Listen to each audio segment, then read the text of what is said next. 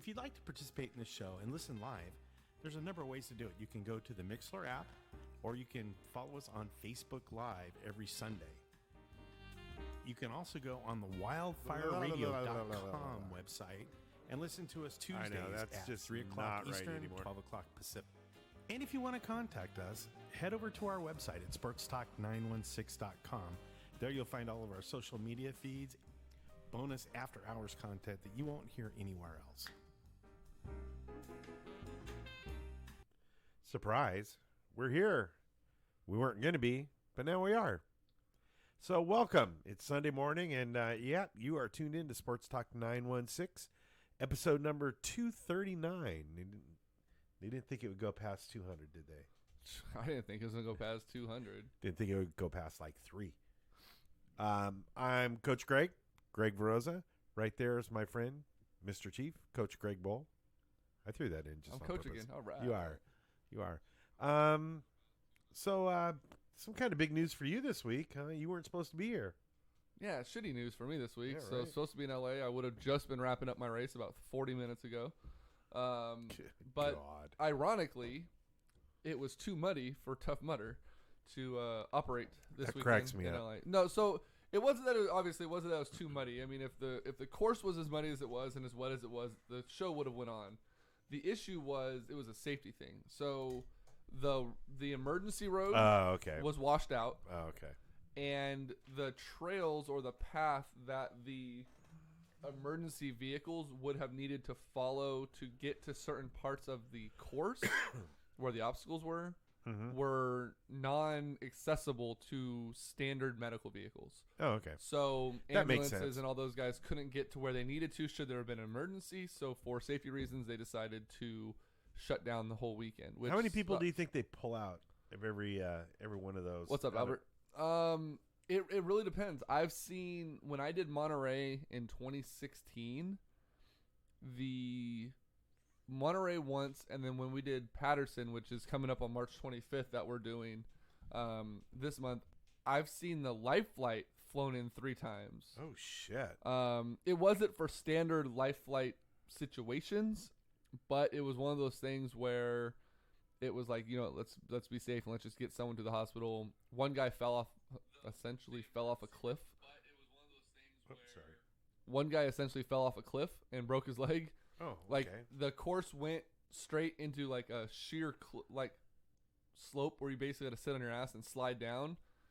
He didn't think it was that steep and just went full bore right off. Tried to run down it? Tried to run off it instead of just sliding down it. Okay, well, it takes a special kind of stupid to do those races in the first place. So. And then to not look at the terrain. So Right. he ended up breaking his leg. They flew him out. And then, there was a couple other ones. So I remember that one was, there was a little bit of a reroute at that point. The course went and turned that way a little bit. But I mean, it happens, a lot of people, especially an event like that going overnight from, midnight to 8 a.m. There's a lot higher risk of hypothermia and need of medical attention. So, I mean, it makes sense why they shut it down. It's unfortunate. Yeah. Luckily for us, we weren't flying out until 5 o'clock Saturday.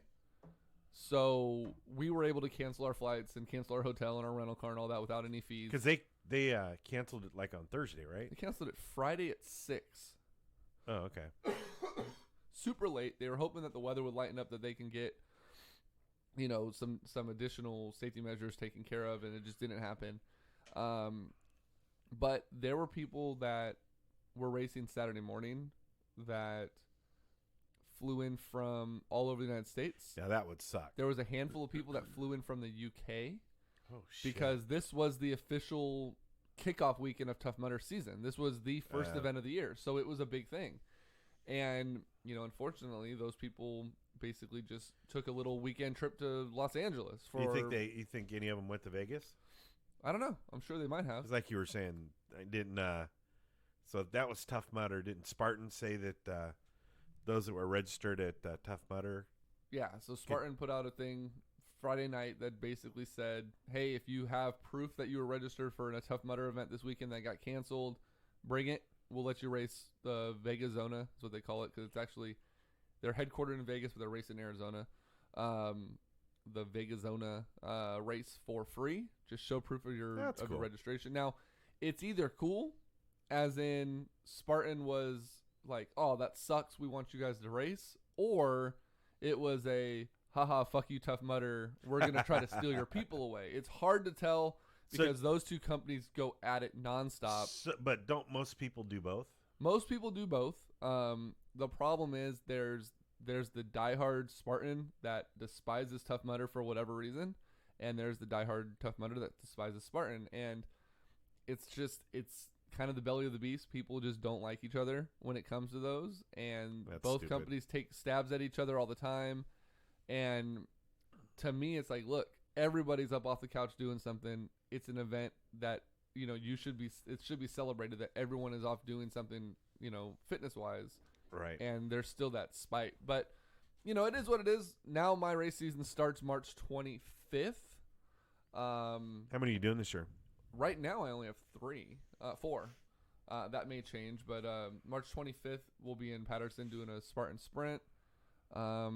If Tough Mudder decides to reschedule to Sacramento, then I will have a very, very busy March 24th. If they do schedule Sacramento as the overnighter, I will be at the Giants Rivercats game.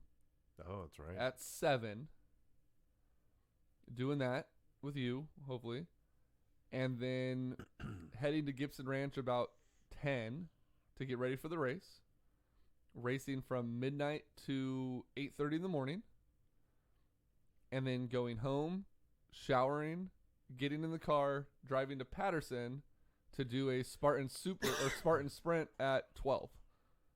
So if that happens, I'm gonna be in for a hell of a weekend.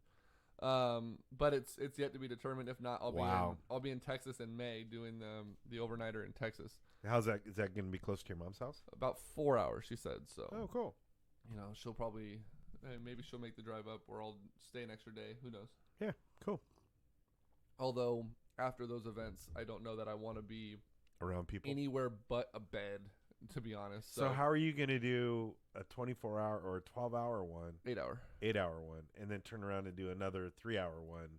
Just 12 not hours later. sit down. Like literally just stay active and move, and then just. So what are you going to do? Take your truck and do jumping jacks in the back while Sheena drives? Lay in the bed and just stretch the whole time? No, I'd be fine. As long as I don't have a long break, I'd be good to do it. There were people this weekend that were running Tough Mudder in the morning Saturday, Toughest at night, and then Tough Mudder in the morning on Sunday. It's just, That's stupid. You get going, your adrenaline goes, and it's a rush. It's fun. There's nothing inviting about that at all. Well, you get a headband. Really? Ooh, and I have a T-shirt coming tomorrow that says Toughest Mudder LA West 2018 with like all the participants' names on the back, including myself. Is it going to say canceled on the front of it? I should get it screen. That would be cool, huh? Go in and get it screen printed with canceled across the front. Yeah. Or void. I might actually do that. Never mind. Right. But one thing to think about. So we've talked about the world's toughest mudder before, right?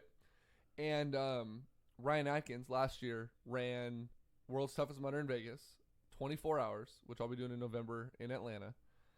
And he ran 105 miles last year. Maybe it was 110. In 24 hours? In 24 hours.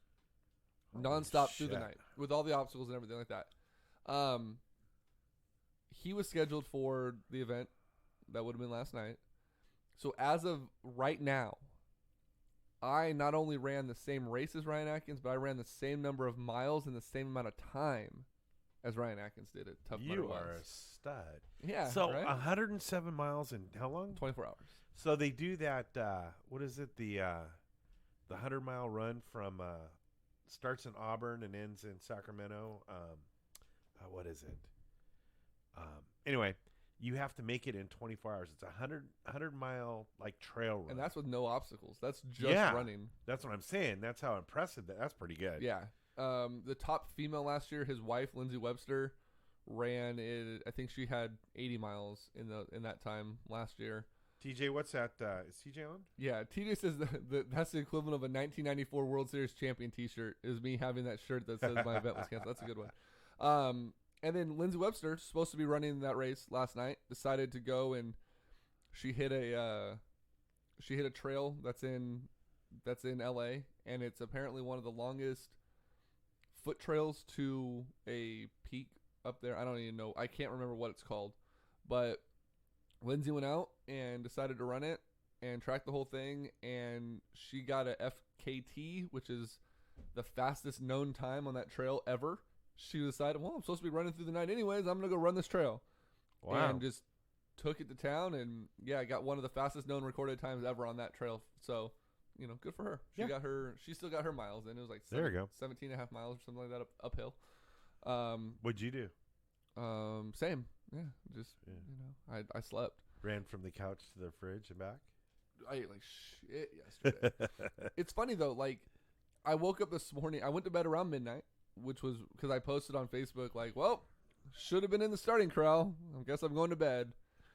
And I woke up at like 6:45, right? And I was like, fuck, I'd still be out there on the course right now. And then I woke up again at 8:23, and I was like, technically I could still be on the course right now because they officially shut the course down at 8:30. So hey, you would have been done before that though, wouldn't you? no, you run the whole time. Oh, so it's just like, okay, you start and they blow a horn, and wherever you are, you just stop?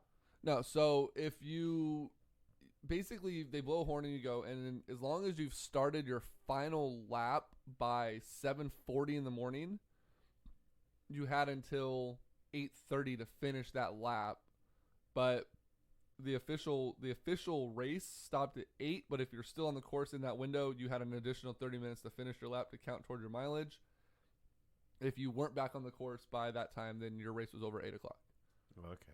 But yeah, it's as many laps as you could have done in that amount of time. So soon, May. Cinco de Mayo, I'll be doing that. I'll have a Corona for you. There you go. Or like 10. Yeah. All right, let's talk sports. Let's start with the NBA. Because Adam Silver came out this week and last week, talked about they want to investigate tanking, and they want to make sure that they're punishing teams to the fullest extent for tanking. Now, my question, thanks Oscar, I appreciate you taking shots for me. I know you don't like to drink that much, so that's admirable. How the hell is Adam Silver, one, going to come out and say that they're going to punish teams for tanking when it's apparent that nearly every damn team in the bottom of the league right now is tanking feverishly? What rule is there against tanking? Right. What are they going to do? Take a ping pong ball away from them? And how do you prove that they're actually tanking? Well, I have proof that 2 teams are actually tanking. We'll get to that here in a second. But the bottom half of the league right now. I love this stat. And it's changed a little bit because there's been a couple of wins in the last week. But as of like 3 days ago, the bottom half of the league were like on a 36-game losing streak or some shit like that. I heard 0-35 is what I heard. 35. Yeah. So, like I said, it's changed a little bit, but we'll start with the worst team, the last to worst team, which should be, we'll go under 30 wins. So we'll start with Detroit. Detroit right now has lost 2 in a row. The Lakers are still under 30 wins, but they've won 5 in a row. They're actually kind of surging a little bit, so we'll leave them off of this. But then it goes Charlotte, who's lost 2. The Knicks, who have lost 3, who are in town tonight in Sacramento. That's 5. The Bulls have won 1, but we'll get to that one here in a second. That's one of my proofs. But they're 3-7 in their last 10. Brooklyn's lost 2. Orlando's won 2. Sacramento lost 1 because they beat Brooklyn the other night, which is my example number 2 of tanking. Dallas has lost 2. Atlanta and Phoenix won, and then Memphis has lost 13 in a row. Now, I didn't know that. Yeah, Memphis is at 18 wins. Sac's at 19, so you can't really talk too much shit. But so you tell me that all of these teams with professional players are on a losing streak like that, right? Well, TJ, I could not agree more with what you just said. TJ says, how about having a league where more than only 4 teams matter?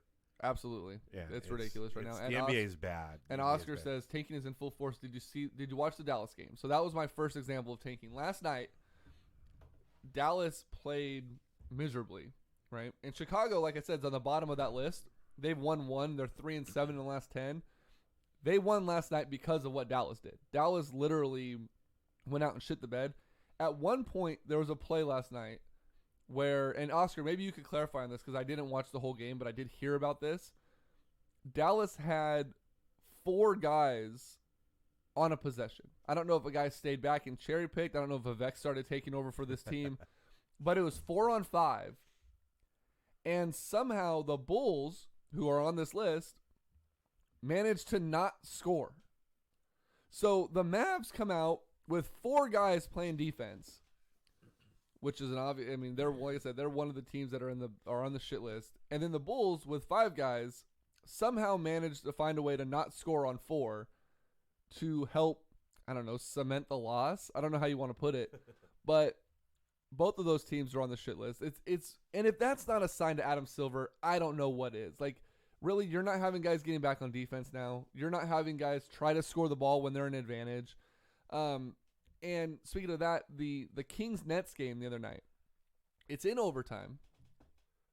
The Nets are on a 5-on-3 fast break. They have, I want to say it was Fox, I think Mason, and maybe Willie were back on defense.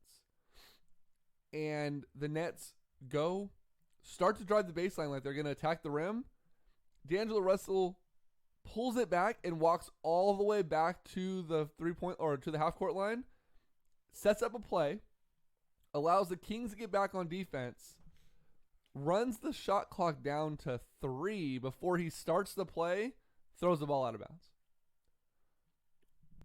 I'm like, if that's not a sign that your team isn't trying to win a game because you're Or is it a sign that he's just a shitty player? No, because that was done on D'Angelo Russell on multiple occasions, but he wasn't the one that had the ball in the fast break. They turned it around, passed it to him, and then he reset the whole thing. And the Nets, their ball movement, terrible. Their ability to move the ball around and just create plays, terrible. And, I mean, the Kings, aside from De'Aaron Fox, didn't really seem like they wanted to win that game either. If you look at it, Willie Cauley-Stein in the first half was on fire, okay? This guy, every 17-foot shot he wanted to take, he was hitting. His defense was great. Kings fans, now we know how Kings fans are. Kings fans on Facebook and Twitter were reaping praise to Willie left and right like he just saved a baby from a burning building. They were loving it. Oh, my God, this is finally the Willie we want to see. Right. So glad he's involved in the offense. He's getting rebounds and blocking shots. Yes, Willie, Willie, Willie, Willie. Second half, the Nets, literally, Willie was on the 17-foot mark. The closest defender to the Nets was damn near the hash marks in the key. Cauley-Stein didn't take that jumper once. He held the ball and waited for a guard to get open and passed it up, and then they went into their offense. If you're on fire and you're taking those shots and you're not trying to just let the clock down so that you get into like this fast-paced, hurry-up offense, whatever you want to call it, you take the goddamn shot if you're trying to win the game. You're on pace for a career night, and you pass up every single jumper available to you. Literally, it was like 10 feet of space. It would be the cushion as if I was guarding Larry Fitzgerald and I needed to make sure that he had enough. I had enough cushion to where he wasn't going to just run by me.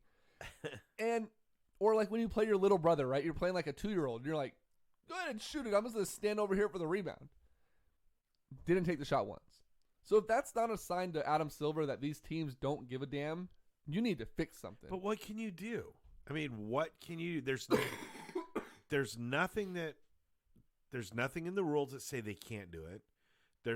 There's nothing set up right now to punish the teams for doing it.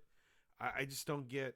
I don't know what can be done. And you know, TJ, that is probably one of the best lines I've seen in a long time. It really makes sense. And the more I think about it, the more disgusted I am with the NBA. At least in the NFL, I mean, we've seen it thousands of times where a team one year shits the bed, goes 2-14, and the next year they're in the playoffs. 49ers. Yeah, right. You don't see that in the NBA. Hell, you even see it in Major League Baseball sometimes. Yeah, you'll see it this year. The Giants won 60-something games last year, and they're going to make the playoffs. Like, it happens. Right, but you don't see that in the NBA. It's the same 4 or 5 teams, and I don't know. I think part of it, I mean, there's a whole bunch of reasons. I think one of them is one and dones are really hurting the NBA. Without a doubt. I think the lack of, and that leads to the lack of development of those players. The game is not good. There's 2 teams, one team really, that plays basketball the way it should be played, and that's the Warriors. Well, yeah, I would say there's 2 teams now. I think. Yeah, Houston's getting up. Yeah, you're right. But everybody else tries to, it's iso ball, and I listened to an interview they did with Rick Barry the other night, who's a terminal red ass and hates everybody. Said this league is bad. There's 1 or 2 teams that are playing basketball the way they need to be played, and the rest aren't learning. And I don't know what you can do. I don't know how you can fix this issue. And for me, it's killing the game. And unfortunately, I don't know why the league is flourishing so much. But when you have over half your teams tanking, this could be a big deal. So they have to fix something, right? And Barnbaum said, correct me if I'm wrong, but this is the last season in which tanking is beneficial. Next year, I believe I heard the draft will be completely different versus the way it has been. It's going to be different, but completely different is not the term, and tanking will still be available because you still have the lottery. And I think isn't the top or the bottom 3 teams get the same amount of? Yeah. So right now it's like the worst team gets a 25% chance, and then it trickles down from there. Right. I think the bottom 3 are all going to have a 25% chance equally, and then it trickles down. I think it's like a 14% or 14. Chance. Yeah, they're going to split that up, but that still gives the number 4 worst team an opportunity to land number 1, unless it's the Kings, because they don't ever get that opportunity. Right. But until they go to a NFL style system where it literally is based on the worst team, then that's what it's going to be, because then you'll be able to clear cut tell who is quote unquote tanking. So in my opinion, what they need to do is they need to not only go to an NFL style system where the worst team gets the first pick and then it trickles down backwards, but there needs to be penalty, and there needs to be a bylaw in place that indicates if we can prove that you're tanking. It's hard to prove. Is it though? Yeah, because the Nets stopped a fast break. The Mavs played 4-on-5 defense. The Kings don't play their good players at all times. They're playing Bruno, whatever minutes. There's gonna be ways to tell that these teams aren't putting their best product on the court, and it's gonna be. I believe it's going to start being relevant. If you have a team with NBA quality players and, NBA quality players that they're winning 15 games a year, then there's an issue. And I believe that they can literally, figure out ways to do that. Maybe, you like you said, you take away lottery balls. You take away. There's got to be something that they can do to. It's hard. I mean, it's hard to prove. It's a hard thing to prove, and it's not just as easy as going, you're tanking. I don't know. I just think it's a culture in the NBA. I like what TJ just said. If you get the first overall pick one year and you're in line to get it again, it goes to the team with the next worst record. That way you don't have teams that are stacking number 1 picks 4 or 5 years in a row with a culture change or whatever you want to call it. Let's say it's a revolving door. Let's say you're in the bottom 5 or you're the worst team ever, right? You get the first overall pick. And then the second and third and fourth, whatever. And then the next year, if those same 5 teams are in it, let's just say for number wise, it's Kings, Lakers, Clippers, let's say they're the worst three, right? Just because they're all in California, they're easy to remember. Let's say it goes Clippers, Lakers, Kings next year, 1, 2, 3, and then the Clippers get the number 1 overall pick, and they get, insert player here, and then they fall out of the bottom 3, and it goes Lakers, Kings, and Spurs, whatever. Then the Lakers have an opportunity at the number 1, but if the Lakers get the number 1 and their star player gets hurt, or they lose a bunch of guys at free agency or whatever it might be, and they're in the number 1 spot again, they fall back to 3 as long as it's still the Kings and Spurs or whoever it might be, or if it's the Kings and 2 new teams, Kings, Lakers, and another team, the Kings are the number 1 pick. The Lakers fall back to 3 or whatever it is because they've already had a number 1 in the last couple of years. You lost me. I didn't hear that. I'm just saying there's got to be some kind of trickle-down system that prevents teams from stacking number 1 overall picks. I got a better idea. Why don't we create a developmental league where these one-and-done guys can go play? They have to go play? They have to go play. Maybe it's, if you're a lottery pick, you got to play the first year in the G League. If you're in the first round, you have to play the first 2 years in the G League or something like that. Or make there an incentive for these guys to play in a developmental league where they get the experience. I think that's why you see fewer busts come into the Major League Baseball than you do any other sport because they have to play their way through and earn their way to get into the major leagues. I actually agree with Barnbaum on something here. Oh, shit. Really? The draft should be based on worst record to best record. As far as the lottery is concerned in the NBA, you should throw the baby out with the bathwater. The NBA needs to do it like the NFL. First round, do it based on the record. It's Mike. Every round is in the NFL is that way. It's stacked the same all the way through. Yeah. Or you do it first to worst. Worst is first, and you fix free agency so that those teams can get better. Yeah. Most likely, it's a small market team who's likely going to be at the bottom because they can't land the big free agent. And I continually go back to this because I like this idea, and yeah, it's my idea, but I think it works. You structure the salary cap that allows teams to match offers from bigger markets without impacting their salary cap. Right. If the Kings get the number 1 overall pick this year, and next year they're still at the bottom because they couldn't go out and sign a Klay Thompson or a LeBron or insert superstar here because he took less money or max money, or the Lakers had max money to offer him because they have a bigger system that can afford to do it. You allow the Kings to go out and match that max deal or overpay it. Or I'm sorry, if the Kings, we've talked about this. Let's say LeBron's a free agent and the Kings get the number 1 overall pick and they're still terrible and LeBron becomes available and the Kings throw, let's just for ease of numbers, 4 years, $100 million at LeBron. And the Lakers come back and go, you know what? We're going to go ahead and give you 125.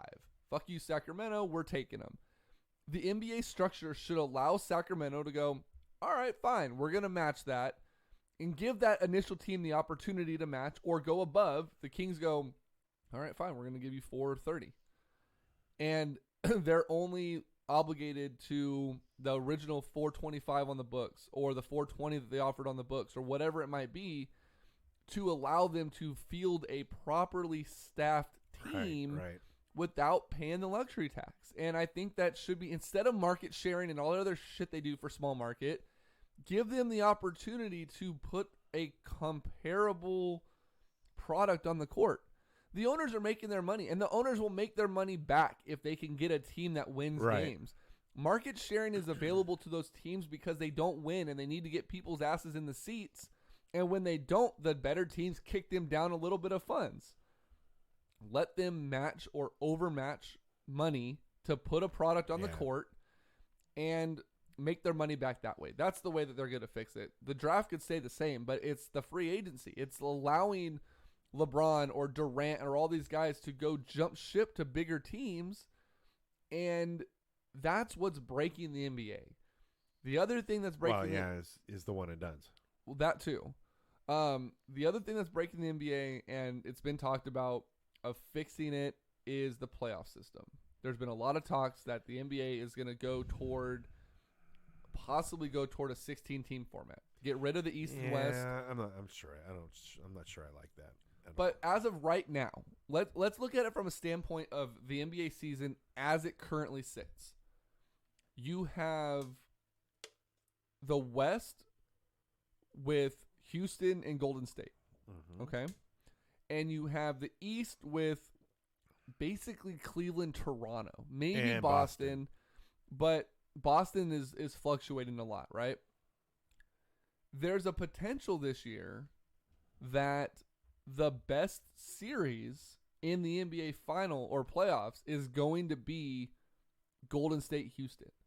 Because even with Cleveland being as good as they are, and you don't discount LeBron James at all, I don't think Cleveland at this moment can hold a flame to either Golden State or Houston. And I think any team in the East is going to get blown out of the water by those two teams if they stay healthy.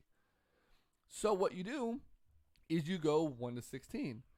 You put the 1 seed, which right now is Houston, on the top left, and the 2 seed, which is Golden State, on the top right, and you work a bracket that way. Because then you have the potential of 1 and 2 meeting in the finals and not in the conference finals, which is going to ultimately be the best series of the season.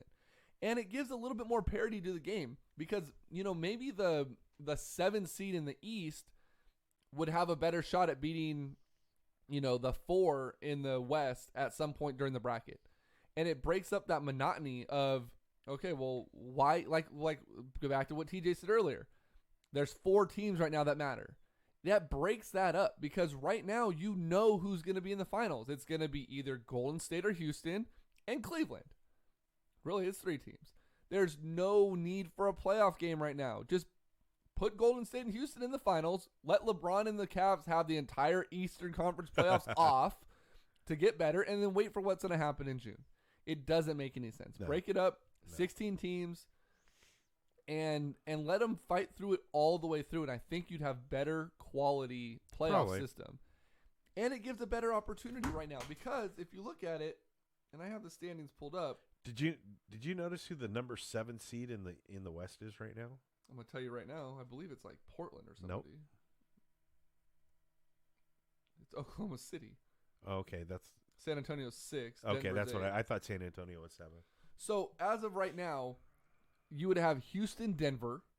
Denver has no shot in hell. No. Golden State, Oklahoma City could be good, but I don't think Oklahoma City has a shot. Portland, San Antonio may be okay. And then Minnesota, New Orleans. Who the hell wants to see that? Then those guys move on. It'd be what, Houston versus the winner of Golden State and Oklahoma City? No, it would be the Houston of Portland, Minnesota. Yeah. No, just kidding. Portland, San Antonio, the 3-6. San Antonio and Portland can't match up with Houston at all. And then Minnesota, New Orleans, or Oklahoma City and Golden State. Like who? Obviously, that's going to go to either OKC or Golden State. I mean, OKC's not getting past them. And then in the East, it's even worse. That'll be a good a good series. Right, but in the East right now, Toronto's the 1 seed versus Miami, Boston, Milwaukee, Cleveland, Philly, Washington, Indy. Those are some good matchups, except for Washington, Indy.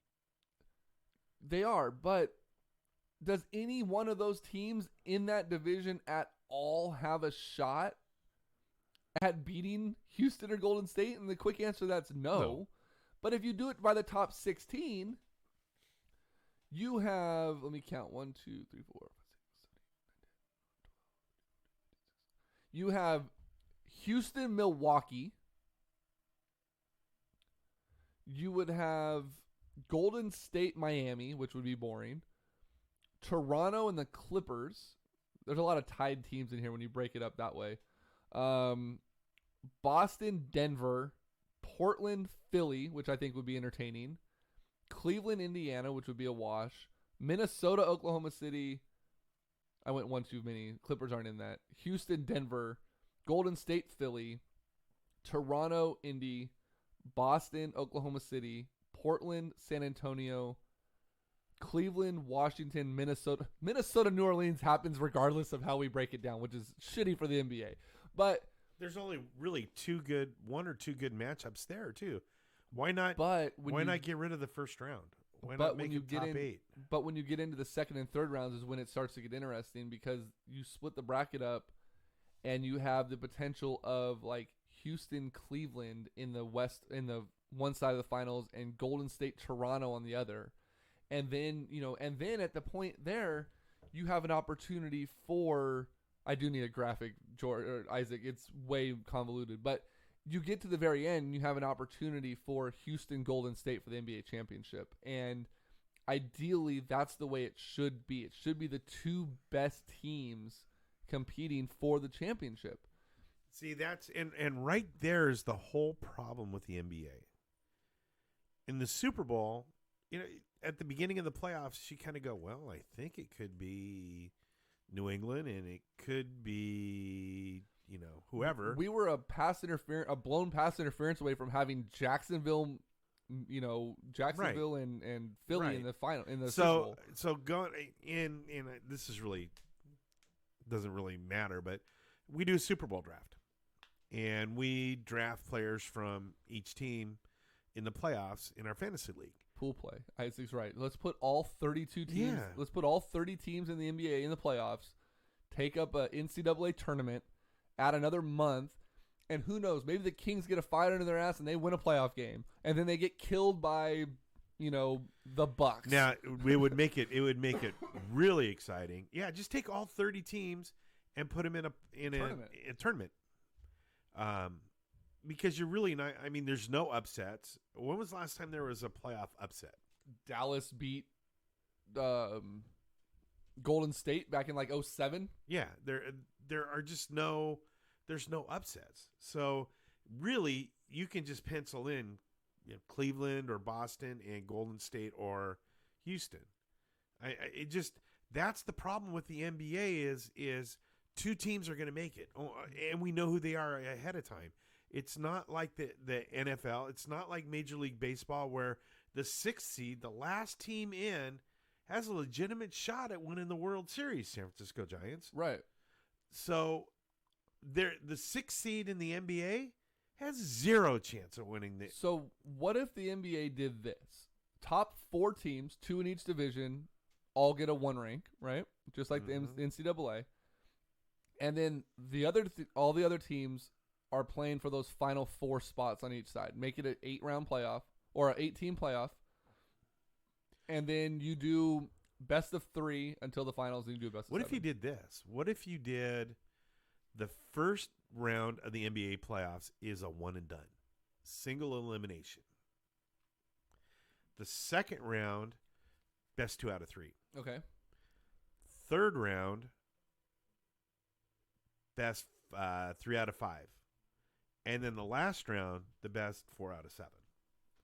Yeah. So that first round, I mean, anybody can beat somebody once. The Kings can win the game. Yeah. And then they get trounced And by then Milwaukee. 2 out of 3, it makes it a little bit more favorable for those teams. I don't know. There's got to be there's a whole lot of people that are much smarter than I am that can figure this out. But the NBA, I think at some point, right now it's on a high, and it's moving upward, taking a bite out of the popularity of the NFL. The problem is if they don't fix things and it continues to be the same 4 teams all the time, people are going to get bored. Here's what bothers me about the NBA is, it's on an uptick and things are going well. But if you look at the other major sports, TJ said something, the NBA should adopt the NHL playoff system. Top 3 teams in the division get a berth, followed by 2 wild cards in each conference, and that works out. Major League Baseball recently adopted the wild card round, the win and in game. The NFL adopted a second wild card team. They've all changed their playoff format for the betterment of the league and the fan, while the NBA has stayed stagnant and hasn't changed a damn thing except for changing the format of the games, which makes the series longer. Right. to make the NBA more money. But what good is fixing the playoff system when you have 12 shitty teams making the playoffs? That's when you put in Greg Bull's salary cap. Yeah, so there needs to be some changes for the entire season to make it more competitive with each team. And I think Greg Bull's salary cap thing, and I think Greg Verosa's developmental squad, developmental league, and then Isaac Delso's playoff format. Yeah, I mean, there's got to be some changes, but I think the NBA is killing itself. I think it's at some point people are just gonna go, okay, I'll watch the finals. I'll watch I don't even find myself watching the finals. Or I'll watch find the myself Western watching baseball. I'll watch the Western Conference Finals. Whatever it is, they need to make some changes, and they're not doing it. And it's All right, so here's what we're gonna do, Joe. Since you're on, and I hope we're on the big screen, Joe, because that's always cool. We're gonna get together this off season, and we're gonna get an automated driving car and a fancy iPad app, because that makes us better than everybody apparently. And we're gonna pitch a bid to the NBA to fix their season. We're gonna call it the Bolazo Delso pitch. And we're going to get together, and we're going to get drunk, and we're going to write this. Because that's, to me, that's how the NBA All-Star bid for Sacramento was put together. And we're going to present it in a white little folder that says all of our names on it, that says, we fix things. And we're just going to submit it. We're fixers. Yeah, we're fixers. And we're going to go to the Board of Governors meeting outside of the hotel in New York. I don't know which one. We're just going to go outside of a hotel. They may not even be the one where the owners are at, because I can't remember what the hell it's called. And we're going to present this to the NBA, and we're going to fix the league single-handedly. And when people are like, "Oh, where did that come from?" Sports Talk 916 told you so. Yep. Well, they listen to us anyway. They do. I won't be surprised if tomorrow they're like, "All right, guys, breaking news: the NBA is adopting a developmental league salary cap and playoff format change starting right now." Immediately, like De'Aaron Fox, all those one and done guys out. Yep, you're going to Reno. Right, you're in Reno. It doesn't matter if you're the top seed in the West anymore. Sorry, Houston, you're playing Brooklyn in the first round of the playoffs, and Brooklyn's gonna be like, oh, shit, we gotta learn how to play basketball now. Like, we made the playoffs. And we'll even include, what, to make it systematic, we will even include the Mike Barnbaum draft strategy for ditching the baby with the bathwater and getting rid of the lottery system. There you go. Hi, this is Mike Barnbaum. And we're bringing Mike. Oh, he's our focal. He's our what do you call it? Mascot. Mike's our mascot. We're gonna bring him, and we're gonna find out what public transit to take right to New York. Can you imagine Barnbaum making the pitch to the Board of Governors? It would be an 8-hour pitch. He'd be like, "Hello, folks. My name is Mike Barnbaum. I hope you have a coffee and a colostomy bag, because we're not leaving this room." Now, I got here today by taking. We brought a bus. We took the 8L line from downtown Sacramento, Albuquerque, New Mexico, to Sacramento Metropolitan Airport, that was built in 1983, and took the 912 Southwest flight through LA to Charlotte, to Albuquerque, to get a scone. Oh man, that would be great. So Mike, get ready for your public speaking, because you're going to be our pitch man. The over/under on songs sung. We're gonna set that at 22. All right, let's move on. This is too much fun. Wow, 45 minutes on that. Right? Let's do this real quick. For all of your real estate needs in Sacramento area, Northern California, and across the country, give me a call. 916-223-6688. It's Greg Verosa from Keller Williams Realty. If you're out of the area, I know people all over the country that can help you out. So give me a call, 916-223-6688. Or you can go to my website, gregverosa.com. just thought of something. So what we'll do is we'll bring the iPad to the Board of Governors meeting, which are our soundboard, Right. and we'll just sit in the back with like a Bluetooth speaker. And every time Mike says something that we don't agree to, I'll just go, Damn it, Barn Bomb. and just hit that every single time. That way the NBA knows that we're not fully on board with parts of it, because then we don't have to do this disclaimer that says parts of this speech may or may not be the ideas presented by Sports Talk 916 and Isaac Delso. Can you imagine what Adam Silver would do? So the first time Barnbaum goes in, Silver's going to be happy to see him, and he's going to be engaged and talking. And then intermission 1 happens, and then Right. we come back. And it's like, are you done yet? Oh, no. We're just getting on the plane going from L.A. to Albuquerque. We haven't even met with the CEO of Southwest yet. You guys are in for a treat. He hands out snacks presented by Jack in the Box for missing free throws. Oh, man, that would be great. Major League Baseball. So for a while now, we've had a lot of players and media complaining about the juiced baseball, right? Home runs been flying off at an all-time high.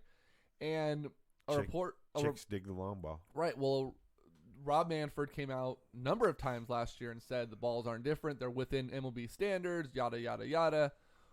Report came out this week that the baseballs are indeed juiced.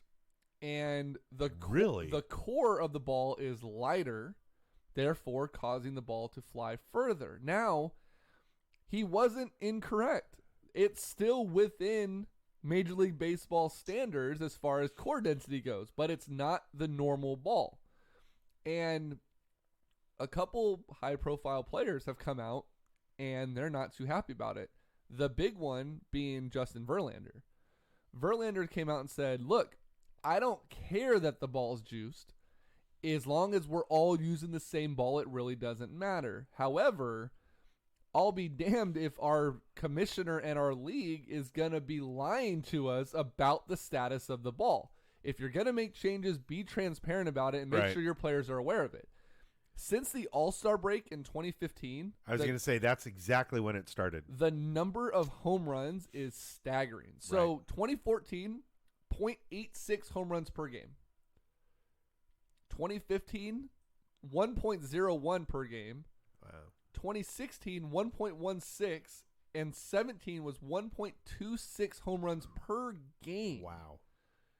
Doesn't sound like a lot when you just think about it, but when you actually think about it. But if a baseball player, if Aaron Judge is coming up 4 times a game, he's hitting, he's hitting what, a home run a game almost? Or that would be, he's hitting a quarter of a home run per game over the whole season. Right.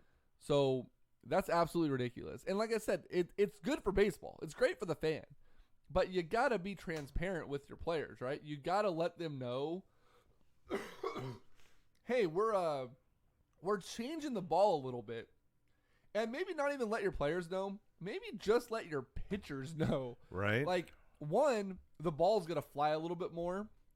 And whatever, pitchers really don't, well, and I also heard the ball was a little smaller. A little bit smaller. And the seams were a little bit lower, I think, which makes it harder for the pitchers to grip the ball. But here's what I'm concerned about. And it doesn't really even matter the home run, right? They're taking all these safety precautions. They extended the foul ball netting, and they did all this other stuff. If pitchers and, let's just say, corner infielders aren't aware of a lighter, faster ball, right? Don't you think if player safety or, hell, fan safety is the forefront of the changes you're making for the league, that you would warn people that, hey, that little hard rock that's flying at you is probably going to come a little bit faster? Might be a good idea, especially the fans. And it got me thinking about it because, it'd be interesting to go back and look at, because they now can tell how fast the ball is coming off the bat. Oh, John Miller fucking loves that. I know. Velocity. I was just going to say John Miller loves that.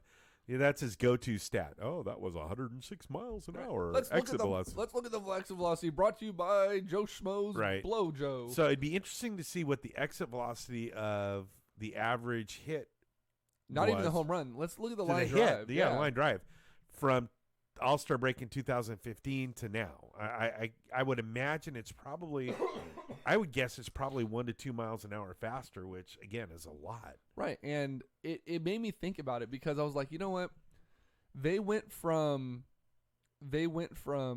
talking about extending the fencing, and they talked about this and that, to all of a sudden it was like, bam, all 32 teams and minor league baseball stadiums now have extended netting.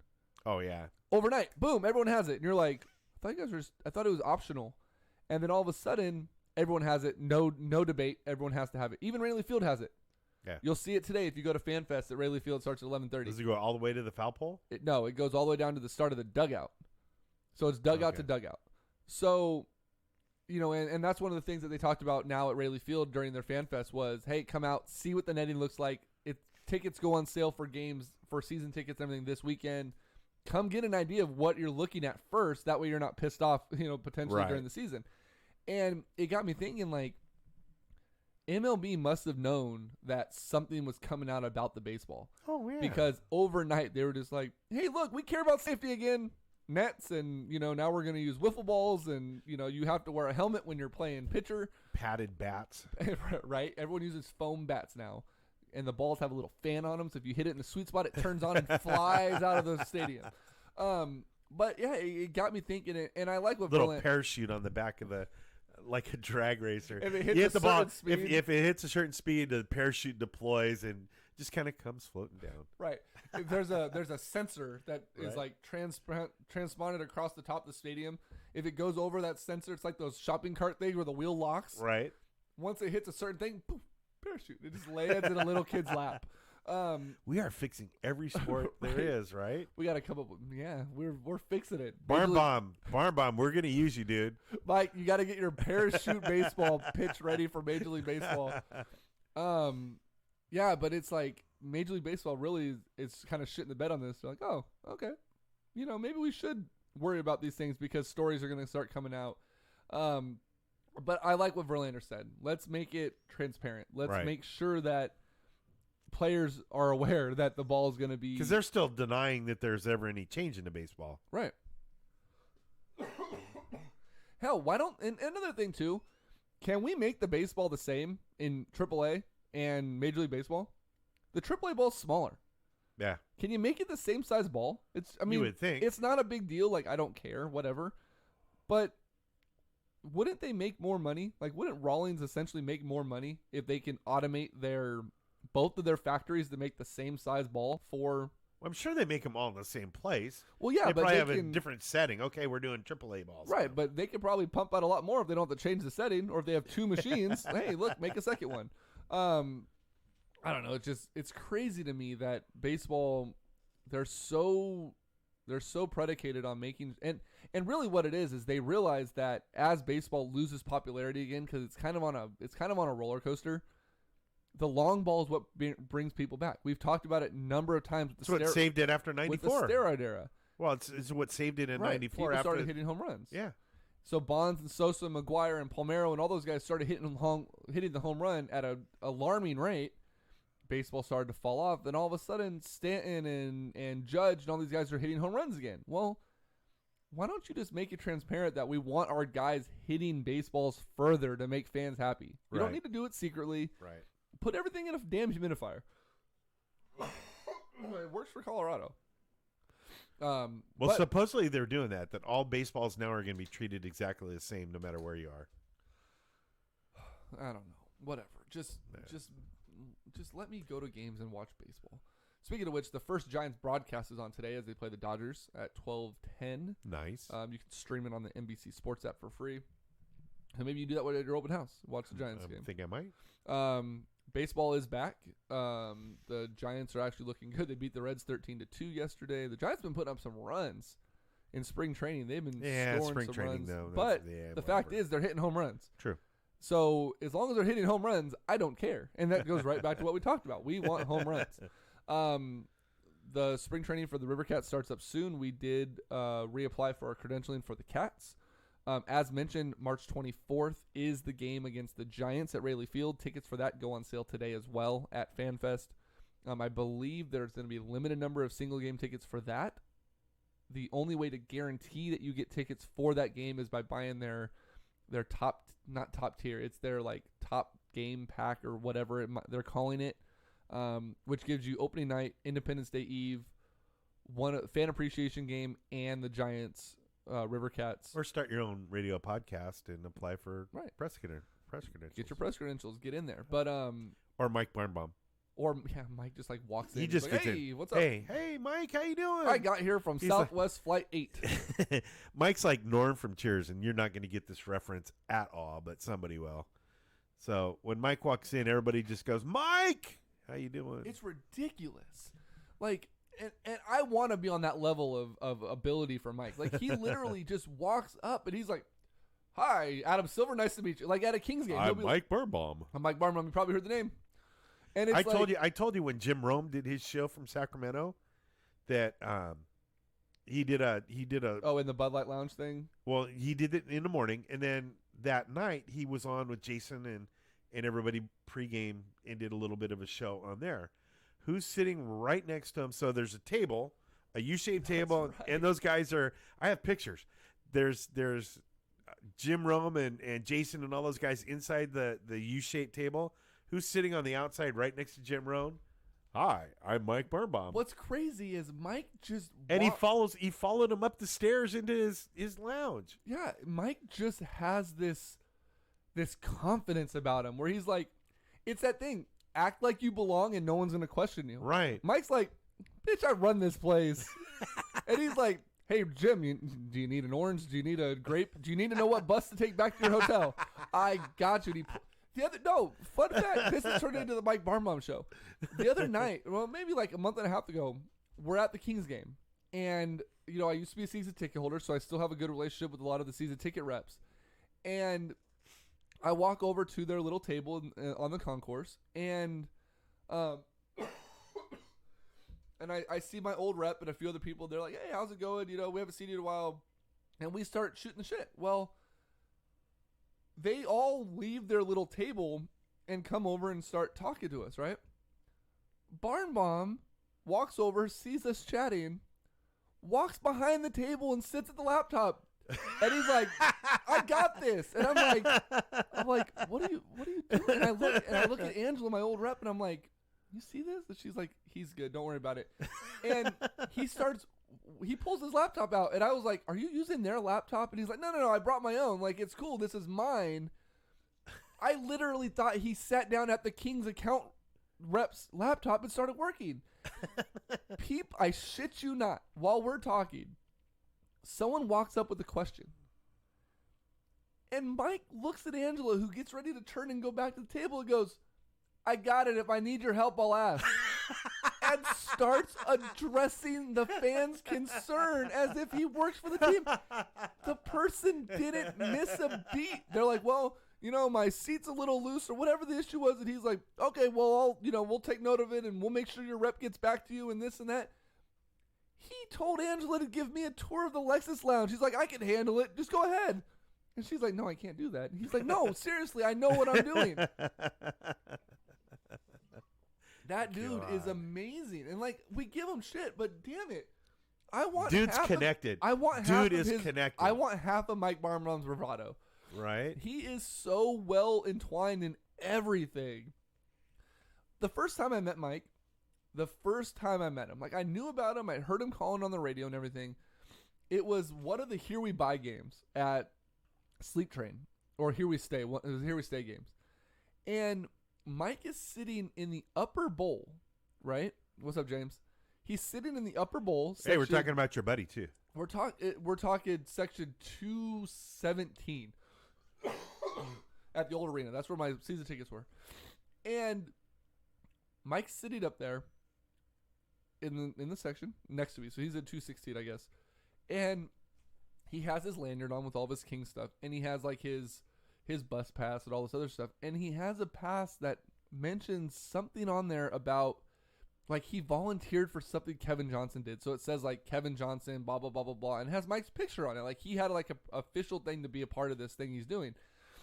And I shit you not, I walk up to him and he's like, hey, I'm Mike. And, you know, like I had seen him around and I'm like, I look at his thing. I'm like, why are you up here? Aren't you with Kevin Johnson? Shouldn't you be sitting down there? And he's like, what? No. What are you talking about? I'm like, you're wearing a mayor's like credential. Like, why aren't you down there with the mayor? Like, did they really shorthand you and stick you up here? And he gives me a look like, what the fuck are you talking about? I'm like, I legitimately thought he worked for the mayor. And later on during the game, everyone's down there taking a picture with Kevin Johnson with Crown Downtown and everything.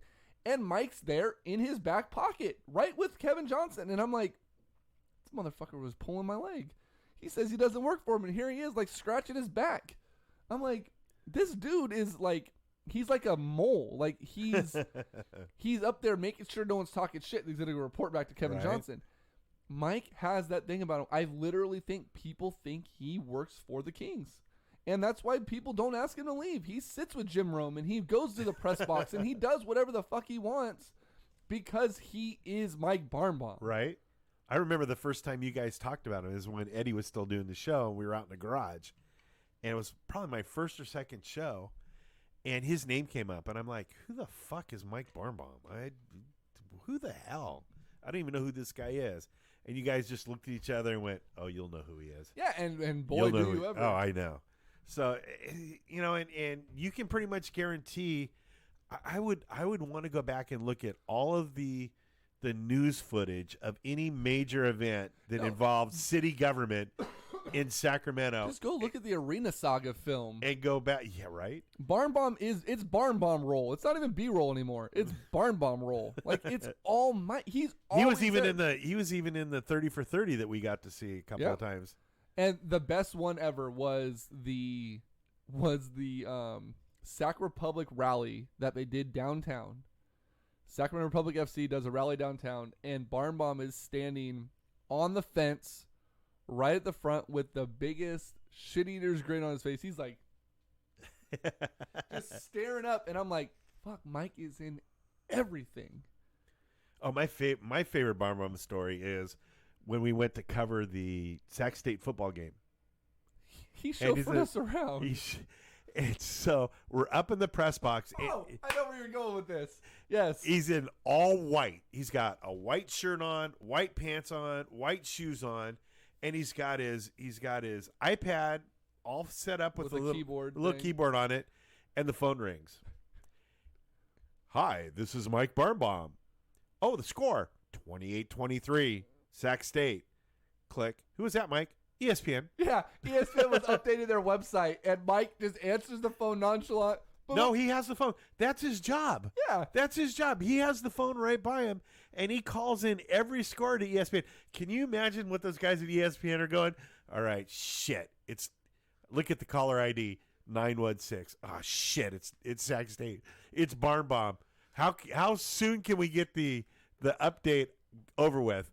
So the running back from Sac State, John Smith, his Twitter handle's this.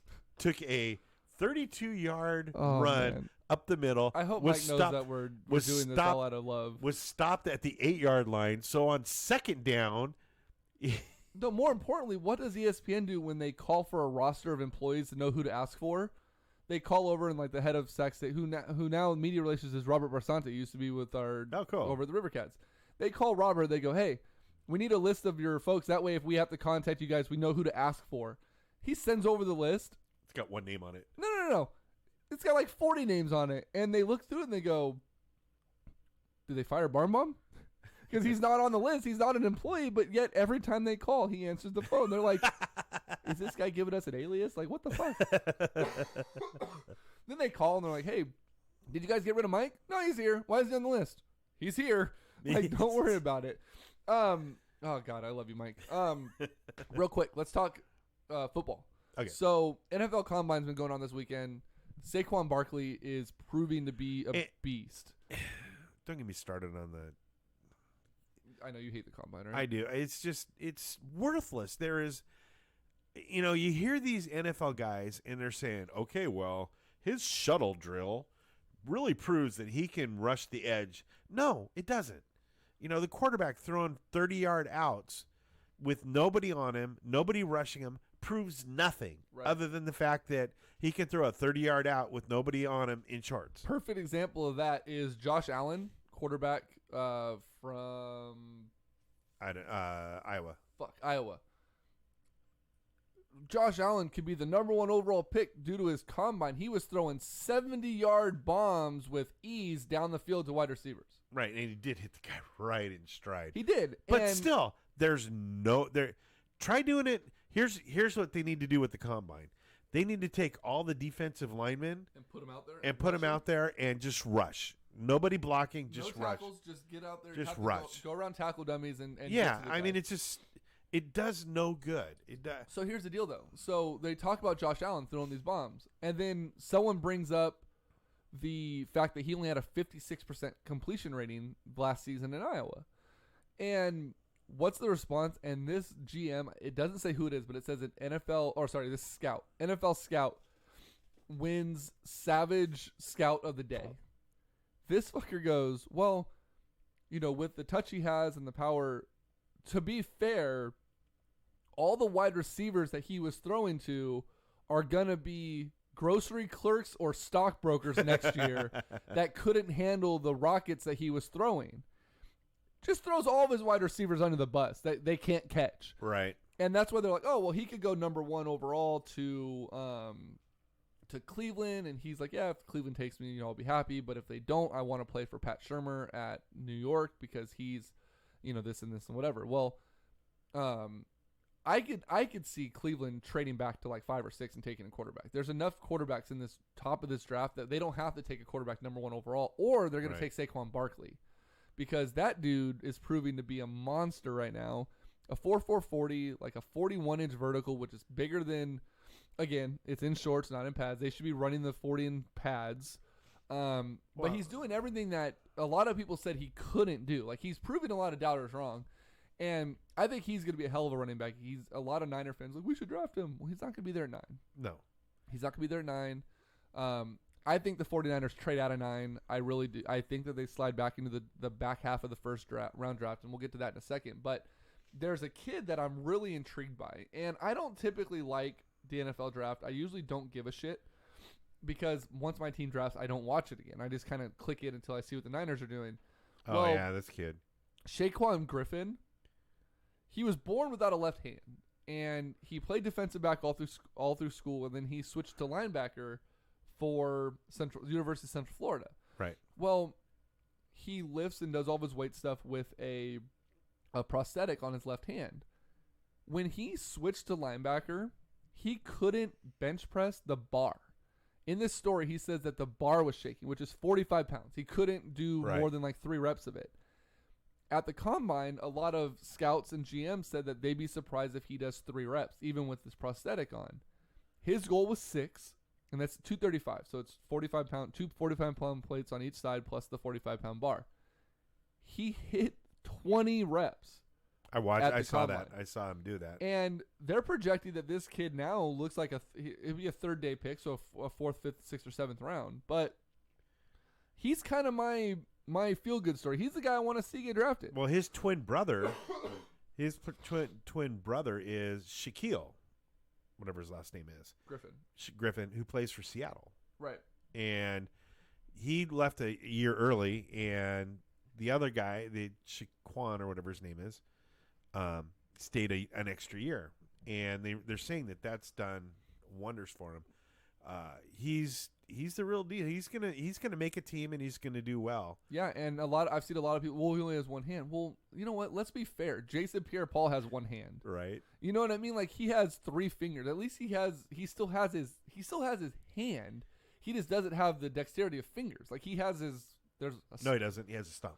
Well, yeah, but it's still something at the wrist he could bend and grip. He still has the ability. I believe he still has the wrist. No, lift, I think his hand was amputated at the wrist. Well, either but way, it doesn't matter because he can still grab shit. What did he had like 15 interceptions or something in the last couple years? I have a stat line just from last year alone. By the way, that snarfing sounds wonderful on the radio. Amazing, doesn't it? So in 2016, he switched to linebacker. In the 26 games that followed, he had 33 and a half tackles, 18 and a half sacks, and defended 16 passes. 3 interceptions and 4 forced fumbles. If anything, and I don't want to sound like a dick on this, he has the perfect fumble hand. or Yeah, arm. absolutely. He can just jam that bitch in there and knock that ball out. He doesn't have to worry about breaking a finger off Right. or whatever. Just, it's like a ramrod. Bam, fumble. I hope he gets drafted. I really do. I want to see. Oh, he will. He It'll will. be a cool story. The other thing we'll do before we end this, Sammy wants the Bears to draft him. the Bears could use help at linebacker. Yep. I'll give them that.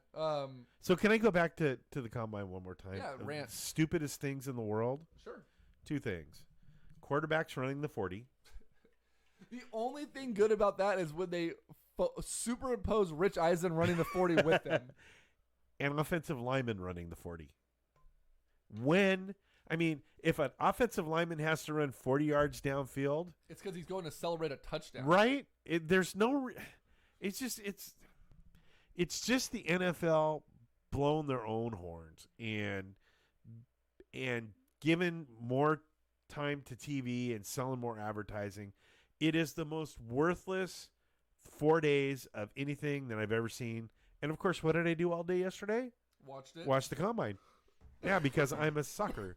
But it's stupid. It's I don't know. You can get by with pro days. You don't need the. So NFL free agency starts on the 14th, which is Yep. my birthday. Send gifts. You can get the address on my Facebook. And free agency starts. And How about a gift of a couple offensive linemen? I'll take that. There's a lot of talk right now still around the QB market. So Nick Foles is being talked about as a possible trade, but Kirk Cousins is still the front runner that's going to garner Do you all think the focus. he's going to get the money he wants? I Yeah. mean, at this point, do you really? Mhm.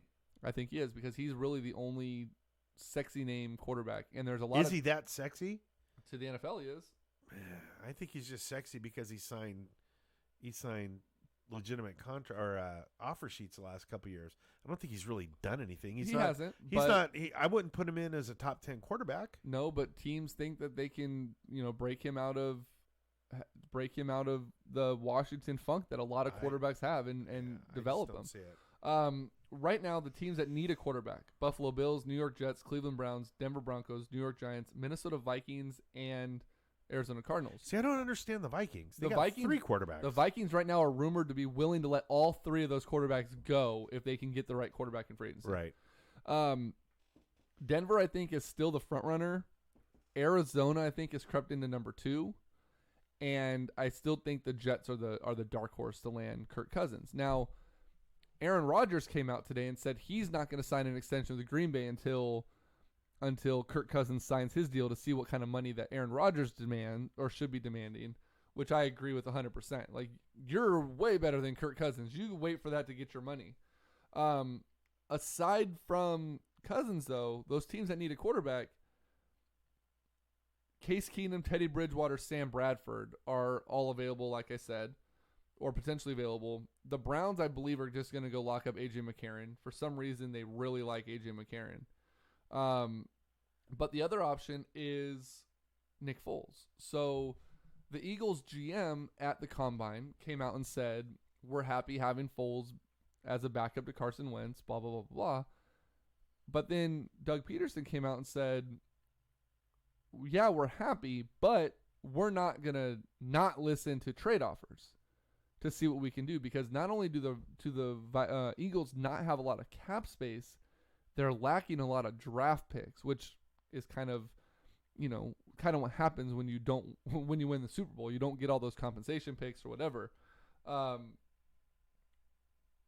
Do you think it's a smart move to look into trading Nick Foles before you really have a clear evaluation of what's going on with Carson Wentz's knee?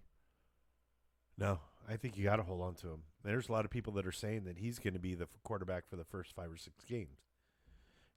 Teddy Bridgewater hurt himself in preseason. Right.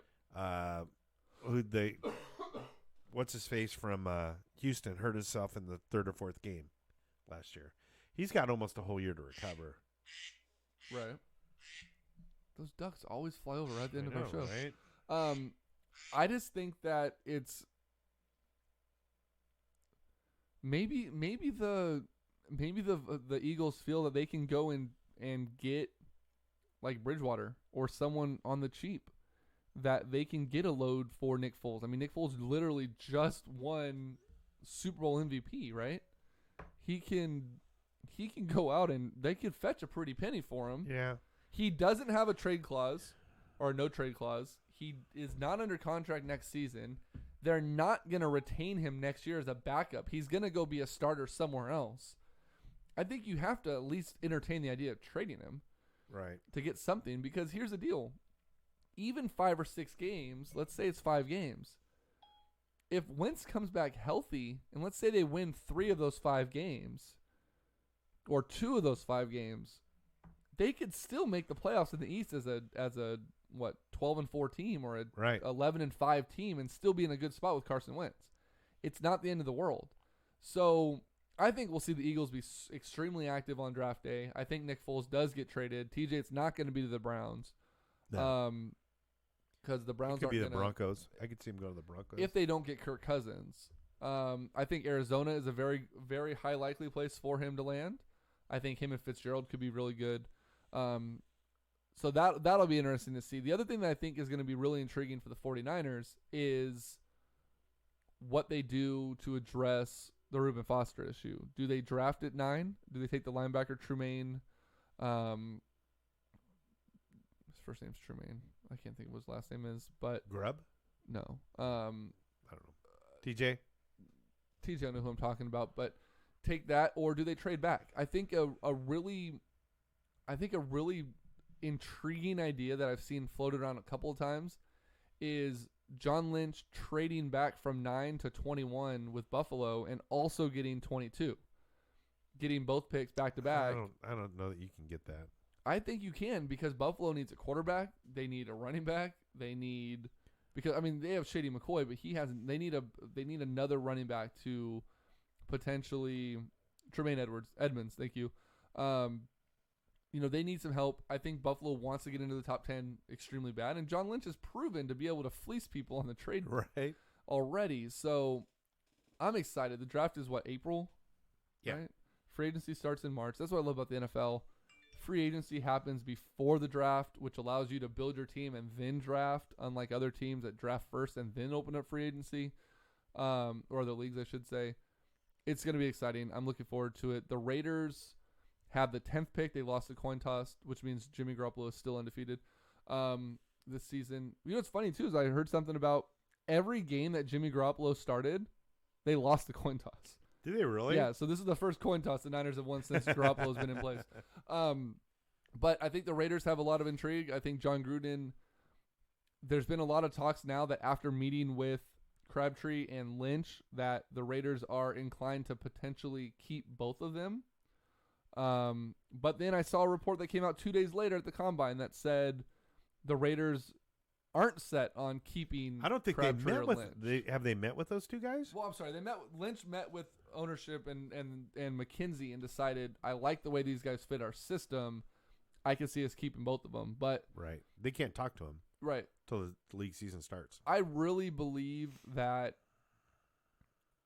and it sounds weird to say, but I really think that there's a better chance that Marshawn Lynch stays than Michael Crabtree, which in a way doesn't make sense because Crabtree and Carr had such good chemistry this year. Yeah, but and Crabtree dropped a lot of passes. Yeah, but Lynch is an idiot. So Well, they both are actually. Which one do you take? And then the other thing too is the Raiders have been rumored to be extremely high on looking to land Akeem Talib from Denver. Now, do you take Talib as a corner, or do you take Crabtree at wide receiver? Because those two aren't going to coexist. They're not going to be on the same team together. You have to pick one or the other, and I think you lean more toward Akeem Talib than you do Michael Crabtree. I think I would take Crabtree. Talib, I think, is just done. I think he's done. I don't know. I think you put him in a situation where he can be kind of a hard ass. It fits the Raiders mold. He kind of is a dick. it works, and it's that hard. It's the same thing I've been talking about with the Niners fans. If you have a chance to bring in Sherman, you do it. Oh yeah, absolutely. The other one is what's his name up there in Seattle? Is it Bennett? Yeah. Michael Bennett. Yep. There's talk that the Niners may be in on trying to trade for him too, and if you could get him on a 1 or 2 year deal to really teach Armstead and Solomon Thomas and Aaron Lynch, those guys, how to pursue the ball and how to be a better offensive lineman, aside from his kneeling and all that other stuff that's going on with all the human rights stuff, if you could have him for a year or two, I mean, he's not ideal for a rebuild, but I don't think the Niners are truly in a rebuild at this point. I think that they're on the verge of winning. He's one of those veteran guys you look at it bringing in, and it's the same thing I said about Sherman. If you can get a guy that's on the inside of the Seattle Seahawks offense who knows what the hell's going on, you do it. So, right. I don't know. It's going to be fun. We've talked about Sherman before. He's one of those guys that if he's on your team, you love him. If he's not, you hate him. He's Kobe Bryant. Yeah. I mean, that's just the way it works. No, he's out. Robert Ory. Yeah, we'll go with that. But yeah, so league starts on the league season starts March 14th. Should be a good one. Definitely looking forward to that. And we'll see what happens. But yep. As for us, next Sunday, we will not have a show. We got a lot of family stuff going on that weekend. Oh, okay. So that will be our spring break. It'll be my birthday show. We'll just call it that. We're gonna take the weekend off. My mom's gonna be in town. We're gonna do family portraits and stuff. Hey, we need to talk about that, by the way. The barbecue. Yeah. Yeah, we'll talk about that. You did. So we'll got a couple minutes here. Yeah, but not everyone's invited, so we're not gonna talk about that publicly. But yeah. So no, we're not doing that. We'll take next weekend off. We will be back the following weekend, which will be the 19th. Yes. 18th, 19th. 18th. The weekend 18th. After the 16th. 18th. When we're going to be there. So we'll see you guys then. For Greg Veroza, I'm Greg Bull. We will see you Come guys. over to my open house today. Yeah, where's it at? It's out in Rancho. It's on, what is it on? I don't remember. Rancho, look on Facebook. Yep. Today's show is brought to you by Greg Veroza, Keller Williams Realty, so you can check it out on that page. We'll see you guys in 2 weeks. Night, Larry.